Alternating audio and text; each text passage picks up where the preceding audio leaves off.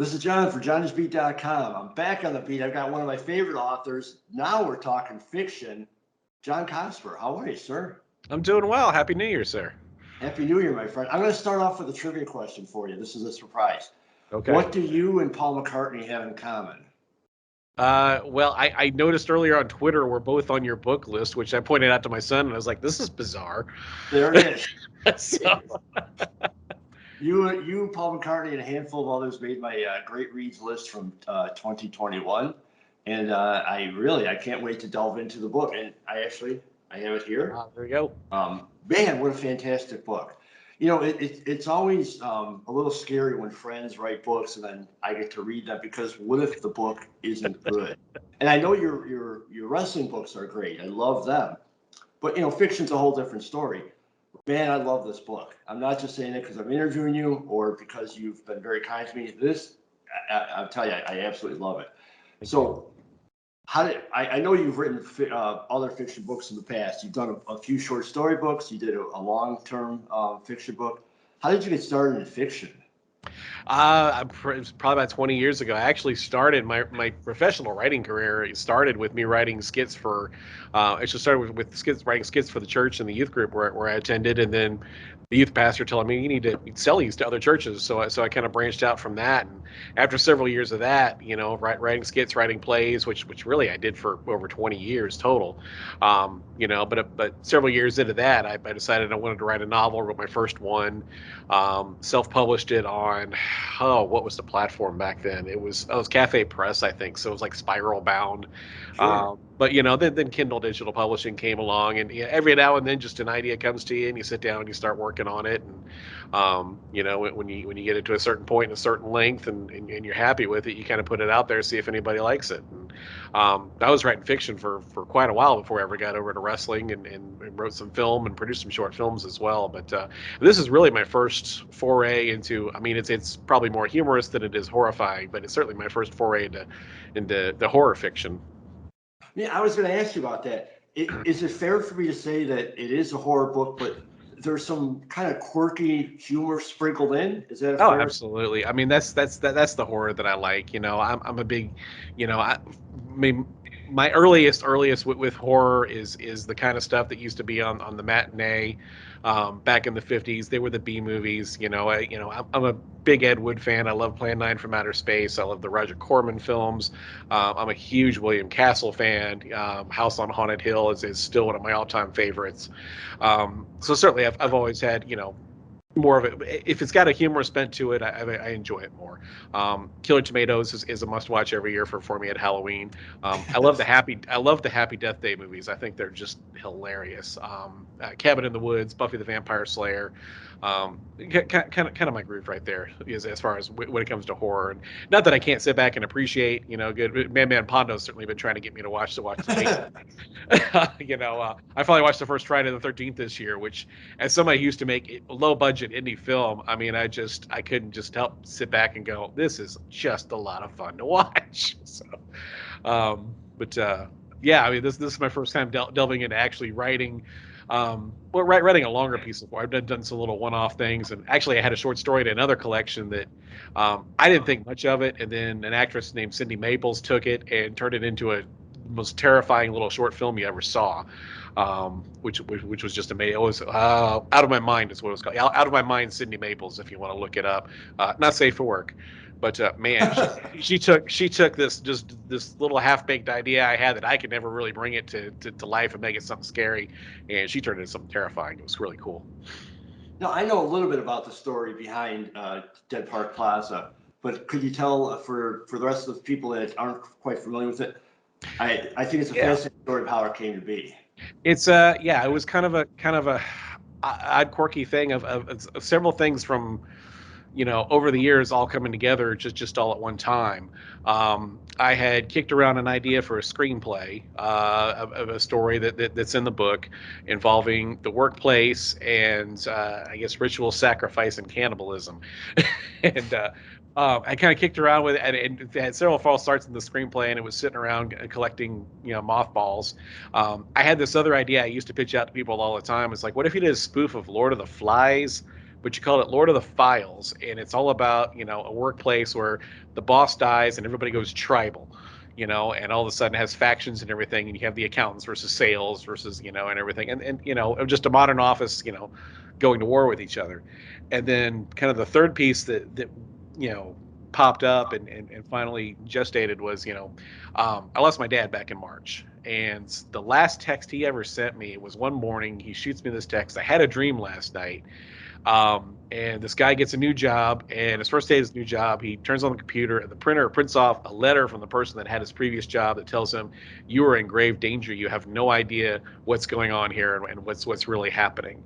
So I had these three different story ideas, and I remember driving around at one point and thinking on one or the other of them, and realizing, wait, I've got three ideas here that all involve horror in the workplace, which immediately is like, what do I think about my day-to-day job life? I've been in a lot of different. I've never been in anything as horrifying as what you'll find in the book. But I've certainly, some of the characters are inspired by people that I've known, and I've been in some interesting places. But I had these three ideas. Like, what if I turned it into a trilogy? And I went digging and looking, and I found that the old screenplay, pulled it out of mothballs. And as I started developing it, and developing these three ideas, I started finding more. It's like, my gosh, I've written a lot about how horrifying the workplace is. And, had a short film about a boss who's all of his employees win the lottery and they quit on him all at once, and um, it didn't really have an ending, but it has an ending now, as people will read when they read the book and they come across that story. And then there were a couple of other little pieces, and it just kind of slowly came together. And three stories became four, became five, became six, and even a couple of original ideas made it in there as I was working on this. But the basic premise is I took these different ideas, and all of them take place in the same office building. They take place over the course of about 30 years that this building has been there. There are 4 floors, and you get to visit 3 of the 4 floors. The fourth one's kind of a mystery as to what's going on up there. And it's certainly open-ended enough that there's other stories to explore down the road, as more and more people discover this one and say, hey, we want to read more. But basically it's, all of these stories are tales that happen within this office building. They happen to people, working for different companies at different times. And I mean, as we've already kind of mentioned here, there's the occult, there's cannibalism, there's monsters. The building itself might be a monster in some way, and there's just all kinds of bizarre stuff. And again, all done with kind of a wink and a humorous bent to it as well. No, how or why did you decide to make it into short stories as opposed to making it like one long novel? I think each little idea was kind of a little half baked. I mean, the screenplay never really developed into a full feature, and it might just not been not having the stomach to really go gory on this story for a long term. But I mean, it was. Short stories is kind of something I'm really comfortable with too. I've written a lot of short films and also published a lot of short stories that have actually been turned into short films over the years. But for me, again, it was I had these 3 stories, and so to me it was always going to be a collection of stories. But again, it started with 3, and it grew into a few more. Well, I don't want to give away too much of the plots, but I got to tell you, my favorite story was actually the last one, Executive Dining. Yeah.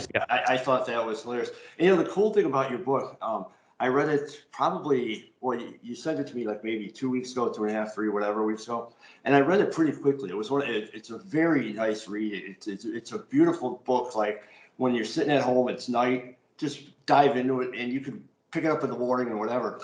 But I found myself, I read it then, and then like a few days later, little bits of it were popping into my mind as I was driving. And I thought, well, like it just started hitting me like even more of appreciation for it afterwards of how clever and cool the stories were. And I just love the little bits of humor that are in there. I think that it just adds so much to it. Thank you. Now, so you mentioned it, so I'm gonna be, I don't know if I'm first in line, but I am gonna say, is there a possibility for a sequel or Oh, sequel? absolutely. I mean, the kind of the lore of, the story. The book is called Dead Park Plaza. The actual office building in the book is called Lead Park Plaza.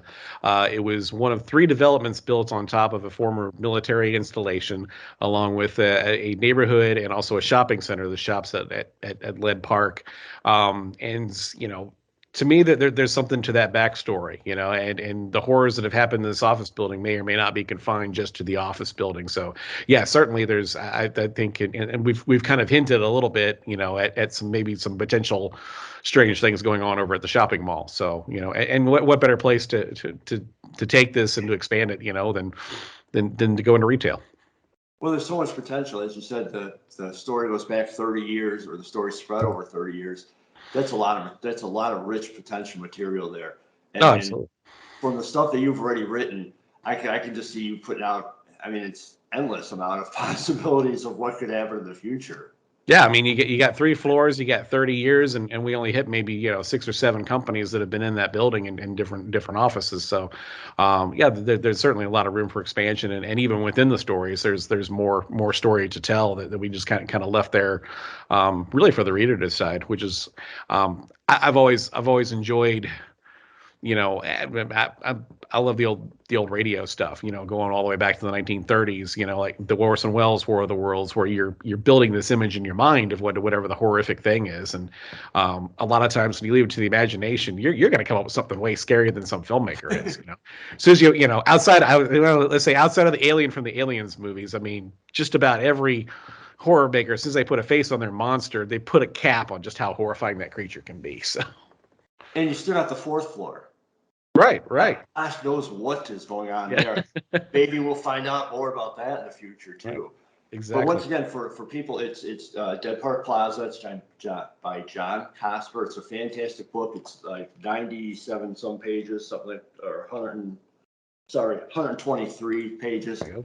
Fantastic read. It's short stories. Not to stray off the subject, but it's a tangent subject. I have to ask you about one of your other books, Frank Jordan, Evil Snowman. Certainly. Is that it's a horror, but is it a book for a younger Oh, it's audience? definitely it has some serious fans that are younger as well. It's funny. I've had that on the table at some places, and some people, I can't believe you'd make a scary story for children. Then I have other people that are like, I'm going to buy this for my nephew. I'm going to buy it for my niece. I'm going to buy it for my classroom. But yeah, that story actually came out of bedtime stories that I told my kids. You know, we would go to bed, and some nights we would read, and some nights Daddy would make up stories. You know, and my daughter would sit and listen to the story, and she'd bed finish it, and I get 1 or 2 reactions. That was a good one. You should keep that one. Another one, I don't like that one very much. But Frank Jordan was a big hit right from the beginning. He is this little boy builds a creepy little snowman. He names him Frank Jordan, Evil Snowman. That's his full name. Goes in the house thinking nothing of it, and all of a sudden the snowman starts stalking him. And looking in the windows and placing phone calls and stuff. And I partnered up with a wonderful artist from Lexington, Kentucky named Rick McGee, and he put the illustrations to it. Actually, an old friend of mine, an old writer pal of mine, her son is just obsessed with the story. She's like, could you please record yourself reading the story so I don't have to read it to him 20 times a day? He knows it by heart, but he still wants to hear somebody else read it. So Awesome. last year for Christmas, I put up the video on YouTube. It's on my YouTube channel of me reading Frank Jordan, Evil Snowman. Well, that'll be the next one that I'll be diving into. Is as soon as I saw the cover of it, I immediately started thinking. I don't know if this crossed your mind, Calvin and Hobbes and the Evil Snowman. It does have, I guess, a little bit of an homage to it. Honestly, yeah, I'll go ahead and tell you the truth be told. The origin of the name Frank Jordan, Evil Snowman, and the whole premise really came from the old SNL bit, Frank Garvin, Male Prostitute. So Okay. that was, I had Dan Aykroyd in my head that night, not Calvin and Hobbes, but I just thought it would be fun. And if the snowman just keeps telling, hey, I'm Frank Jordan, Evil Snowman. So, and I did tone it down a little bit from where I told my kids, because it was Frank Jordan, Evil Snowman, I'm going to kill you instead of I'm going to get you. Do the throat slashing sound, but so it's not quite as graphic as the original was. But my kids love Frank Jordan. Every night tell me a new Frank Jordan story. So we had Frank Jordan stalking Anna and Elsa. We had Frank Jordan fighting Sub-Zero from Mortal Kombat, Mr. Freeze from Batman, and they loved it. Well, that's next on my list. But before I let you go, John, I got to ask you. 28 as we all know, you are a big wrestling aficionado. You're very knowledgeable, very respectful of business. Who do you see coming out in 2022? Some top women stars in your mind? And I've been actually working on a new edition of Bluegrass Brawlers, which is my book about Louisville, Kentucky. So I've been watching and visiting OVW a lot recently. OVW has changed the last couple of years under Al Snow. He's bringing it back. It's really it's a school, but it's also a territory. And he's got some veterans that have been in the business 20 plus years. They're performing in the ring, and they're also teaching behind the scenes. And these guys are learning too. I mean, I'm seeing guys like Cashflow and Isaiah, and talking to them most recently, and they're telling me, I'm learning psychology. I never learned this stuff when I was first brought into the business. I never learned how to work the crowd and how to really get into their heads and how to do this, how to do that. Al Snow is an incredible teacher, and an incredible promoter. I mean, he's really doing, OVW's. They're international. I was talking to Brian Kennison, one of their TV announcers, and he is getting fan mail from emails from Saudi Arabia and from Europe, and he's like, I can't believe people are watching us all over the world, tuning in. So where am I going with all that? Their women's division is that's a place to watch. OVW used to be the place to watch to see the WWE stars of the future, and I mean these ladies. Al's goal is anybody who comes to work for me, I want to prepare them to go to the next level, whether that's AEW, whether it's Impact, going to Japan, Mexico, or WWE or wherever. And he's given them the tools to do that, and he has brought in Maria James, Amazing Maria, to run the women's division, and she's gone out there with some phenomenal young ladies. Haley J is her daughter in real life, and I mean, I'll be honest. Okay. She has a connection with the fans I haven't seen locally since Crazy Mary Dobson. You can't get near her after a show when they're doing a signing and a meet and greet because all the little kids want to meet Haley. All the little kids want to get their pictures with Haley. She's an electric performer. She's out there, with somebody like Luscious Lawrence, who, my gosh, the man oozes machismo and just draws your attention. But you're watching Haley too, because I mean, she does not wilt into the background. She's great wrestler, great personality. They've got another young lady over there named Sierra. She's down from Wisconsin. Just an outstanding performer. I believe last time I was with you, I mentioned Judy Ray Hendricks. She's at OVW now. She's from Eastern Kentucky. She's in her, I think, her second year as a professional wrestler. Trained by Bobby Blaze, still training with Jillian Hall. She's training with Shane Douglas. She's got all the heart in the world. She's got all the personality in the world. She is one heck of a wrestler. And I mean, obviously, the big story we're going to be talking about a year from now, where's Billy Starks going to sign? Okay, we've been watching Billy Starks for, let's see, going on 3.5 years now. She's another one I interviewed for this new book. And, she's like, at this point, I have worked in every state where, you don't have to legally be 18 to wrestle. She's been everywhere. She's counting the days on her Facebook page to the day she turns 18 when she can get her Kentucky license, get her license any place else in the country. There's got to be eyeballs watching her from the big majors, or at least from people within those companies watching this young lady. I mean, she's got the personality, she's got the talent, she's got the fan base. I'm really changing her when I say Haley J's got a connection like Crazy Mary did. Billy's had that connection from day one, and she has it anywhere she goes. You can't help but love her. You can't help but enjoy watching her. And honestly, one of the best matches I saw last year was her and Judy Ray Hendricks out in West Virginia. I knew Billy was great. I knew Billy was going to put on a good match with anybody, but Judy hung with her and looked fantastic. A lot of great young ladies at OVW. It's definitely a place to look at. If I got to plug a couple others, I'm always high on Heather Reckless. I'm hoping she's going to come back to the area sometime soon. She's out of Rock Island, one of Seth Rollins' students. She's the one you guys have probably seen the meme where the guy picks her up over his head, throws her over his head into a crowd in the audience.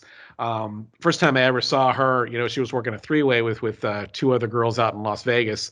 And, she's 4'9", 4'10", and they shorted her and sent her head first right into the middle rope, snapped her neck back. She rolled out of the ring, shook her head off, and walked it off. Just absolutely tough, and a lot of fun to watch. And knock on wood, we're going to see Lufisto back in the United States. I know she's got her visa. She's working on getting back over here.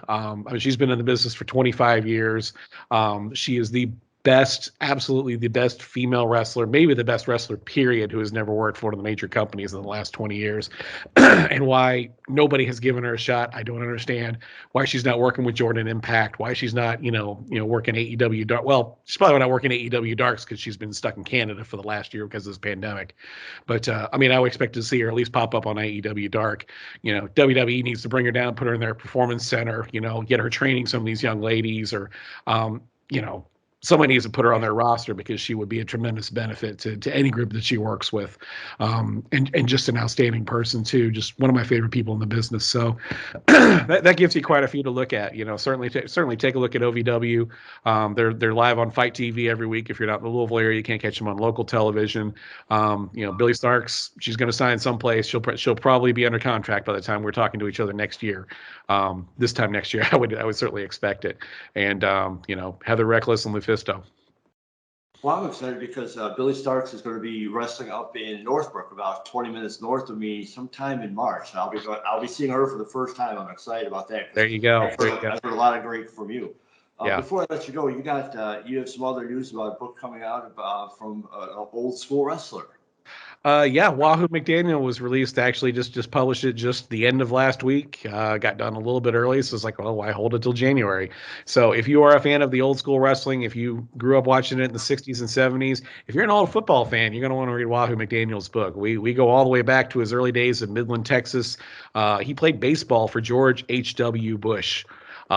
While young George and his brothers and sisters were playing in the outfield, his sister was buddies with George W. And had some stories about him. And we've got a nice picture of the photo that Vice President George Bush signed over to his former player. But he was a football star. He was basketball. No, I take that back. He was terrible at basketball. We got his basketball team picture in there anyway. Just couldn't figure basketball out for his life, but was a great track and field star. Went to the University of Oklahoma, and was a standout there. There's a lot of legends about him.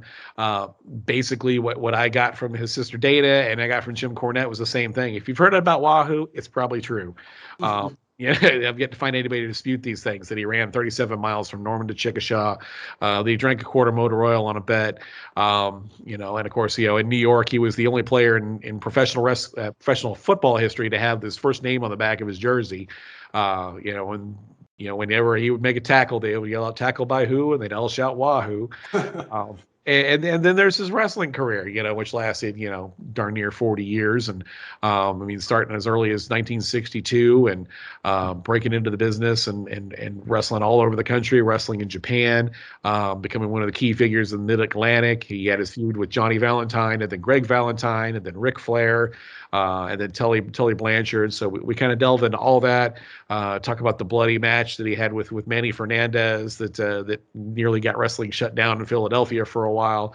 And just what was really fun was getting to talk to a lot of the people that knew him, talking to his sisters, talking to one of his high school best friends. Talking to Baron Von Raschke and Jim Cornette and Greg Gagne. Sam Houston has a really wild story about a time Wahoo helped him to get some revenge on the late Angelo Mosca. It's just a really fun book. This was one, as I went back and was rereading it and was trying to do the first edit and do my cleanup on it. It was just fun to read. You just get lost in these stories and people's recollections about this guy who was, very larger than life. Would much rather have been golfing or fishing than wrestling, and actually golfed with Lee Trevino. We got a picture of him, posing with Evel Knievel on the golf course, and he just lived a life. And one of his sisters tells an amazing story about, he calls her up, says, "Yeah, come on down to the country club," and he's sitting there, and he's got I want to say it was Lee Trevino, Mickey Mantle, somebody else, and Charlie Pride. And Charlie Pride sends a kid out to his car to get his guitar, and he sits there and plays songs for him for about an hour. So, just an amazing life, and again, a larger than life personality, and somebody who really made pro wrestling real, and still lives on, in the minds of a lot of fans and a lot of his peers as one of the greatest of all time. And is that book available now to be bought? It's available on Amazon. You can pre-order a signed copy from my website. I co-wrote it with Karen McDaniel, his widow.